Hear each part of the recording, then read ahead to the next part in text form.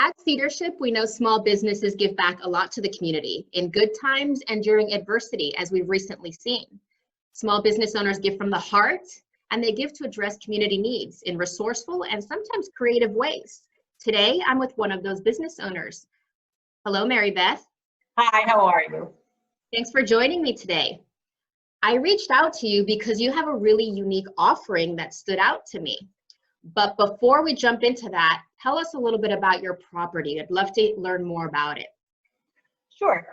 Meadowbrook Estate is a venue located in Meadowbrook, Connecticut, and we are geared towards doing smaller events like private parties, showers, smaller weddings, as well as having the lodging for the group events that are staying here. So we basically can have, for example, a wedding weekend where people come in on a Friday with their small intimate group of up to 26 guests, have a rehearsal dinner here, have the big event on that Saturday, and then perhaps have the next day brunch with all having the 26 more important people in their lives staying with them for the whole weekend. So we basically open up the whole estate, which is 10,000 square feet, for the use of these events. And then but also in between during the weeks, we also open up our kitchens. We have 3 kitchens on site to the local community for using for cooking classes. People have used them for event space for doing nutrition classes also. And so we basically utilize the space as much as we can for people that are in the community to come in. Now, what's happened is that now with the coronavirus is unfortunately, obviously all of our events have had to be rescheduled. Most of them have been rescheduled to the fall, some of them even into next year. So we're not allowed to have lodging for individual suites anymore due to the emergency declaration. So our space is not being utilized, but we looked out into the community and saw so many people talking about how they miss going to restaurants, they miss their favorite chefs, they miss their favorite meals, they're getting bored at home, they are looking for things to do, they're looking for videos to follow. So we thought, what a great opportunity to use our kitchen here that you can see behind me and open it up to displaced culinary professionals to come in and to provide those kind of videos for the people in the community to watch. Provide a recipe that they use at the restaurant and help them to figure out how to use it. Some of the displaced professionals are trying to do it from home, but as anybody that we know trying to work from home right now, it's a little difficult. That's right. It can be a little hectic trying to do that, and you have such a beautiful space. Yeah, so we figured this way they have a professional space that they can then work from. The only thing we, of course, was asking is people have to basically pay for the cleaning in between. But what we're trying to do is have them come in and use it for like a week-long time period. So they're here every day for doing some kind of a presentation or a video or something, streaming live, for so that there's not so much turnover. Okay. And then we could have our cleaning crew come in and do professional cleaning between them. So any displaced chef, any restaurant, maybe even any catering, right? Cooking classes, marketing their restaurant. Absolutely. People forget about caterers. I mean, there's a lot of catering companies out there that don't have business, and they basically are, and this is a way for their chefs also to come in and be able to do something. Okay. Yeah, I think about all of those meals to go as well. Sometimes they use shared cooking spaces. Right, that's exactly right. So we're not a commercial kitchen, so we're not set up for them to do meals.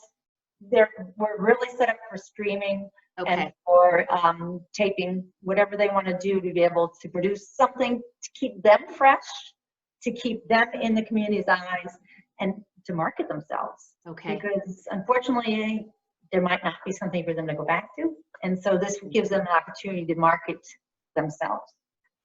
Great. My stepdaughter has been cooking something new every evening, so I know she would love if there was some kind of follow along a chef and cook something new. That's exactly right, especially local chef, a person that you know what they are and what they do, and you're like, wow, this is an opportunity I probably never have a lifetime to be able to follow them. So what is motivating you to do this? You know, with all the challenges you're facing and uncertainty, What is this desire to open your space during this time? Well, unfortunately, I don't have any other avenue to be able to help people besides that, because we don't, I'm not creative. I can't make masks. Plus there are 100 people out there doing that. So we've always felt that we'd be able to, we do open our space up a lot to the local chambers of commerce to be able to come in and have their community dinners, our local political groups come in and have, you know, their events here. So it really kind of follows on in that same pattern that we do make these event spaces available for the local community already anyway. So this would just be a continuum of that. Wonderful. Yeah. So tell us how those interested in using the kitchen could find you, as well as perhaps if they have any other ideas of how they could use your space. Absolutely, because that is what the challenge is right now, is thinking outside the box. What can we do as a small business to recreate, reinvent ourselves? Luckily, we are a small business. We are a smaller venue, so we can change tracks. So I would love to have anyone reach out to me to figure out what together we could do to come up with some kind of an idea that would be able to use the space. But people can reach out to me at Meadowbrook Estate, Marybeth Keener. My number is 860-306-2057. That would be the best way to contact me. Or you can go through our website, which is www.meadowbrookestate.net. And they can reach out to me through that too.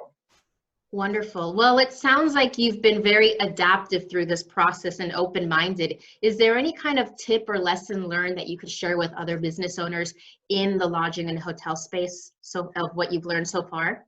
Sure. The absolute key is to try to promote your place to be as clean. People are, you know, obviously that's a huge thing. Make sure that you're promoting, you're going by the CDC guidelines. And that you're willing to work with smaller groups. You're willing to work with small family groups that would be willing to travel because they know each other already. Or smaller groups that are intent on a certain type of, whether it's a wellness retreat or some kind of a group setting where they're willing to like do temperature checks and things like that. I mean, that's seriously, I've traveled extensively in Asia. And I was there during SARS, and I'm telling you that everyone there wore masks all the time. Every public building you went into had a temperature check, and it was fine. I mean, people just grew to accept it, and it was not an issue. Mm-hmm. So if you are willing to make that as part of your offering, people will accept it. Great. Well, Marybeth, thank you for joining me. Sure. It was a pleasure speaking to you, and stay safe. Thank you.